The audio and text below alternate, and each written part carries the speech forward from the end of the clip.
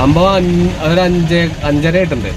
ഞാൻ വീട്ടിൽ നിന്ന് വണ്ടി കൊണ്ട് ഓട്ടോറിക്ഷ കൊണ്ട് സ്റ്റാൻഡിലേക്ക് പോയിരുന്നു. വഴിക്കട സ്റ്റാൻഡിലാണ് ഓടുന്നത്, ടൗൺ സ്റ്റാൻഡിൽ. അപ്പോൾ പിന്നെ ഞങ്ങൾക്ക് ഇവിടെ റോഡ് പണി ആയതുകൊണ്ട് റോഡ് ബ്ലോക്കാണ്. ഞങ്ങൾക്ക് ബദൽ സംവിധാനം ഏർപ്പെടുത്തിയത് അതുവഴിയാണ് പോയിക്കൊണ്ടിരുന്നത്. കുണ്ട് റോഡ് അവിടെ മുന്നിലേക്ക് എത്തിയിട്ടാണ് കണ്ടത്. ഒരു വളവ് ഇങ്ങനെ നൂറിനോട് കൂടി മുന്നിലെത്തിയപ്പോൾ മുന്നിൽ കണ്ടു ഒരു ഇരുട്ട് നിൽക്കുന്നുണ്ട്. അതിൽ പിന്നെ നോക്കുമ്പോൾ അത് ഇളകുന്നുണ്ട്. സംഭവം ആനയാണ്. അത് പിന്നെ ഞാൻ അവിടുന്ന് റിവേഴ്സ് എടുത്തപ്പോഴേക്ക് വണ്ടി മറിഞ്ഞു. ഞാൻ വണ്ടി ഇട്ടിട്ട് ഓടി. ആന പുറകെ വരുന്നുണ്ടായിരുന്നു.